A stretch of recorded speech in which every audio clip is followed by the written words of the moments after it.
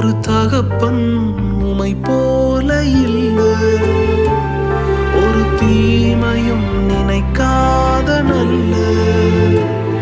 ஒரு தகப்பன் உமை போல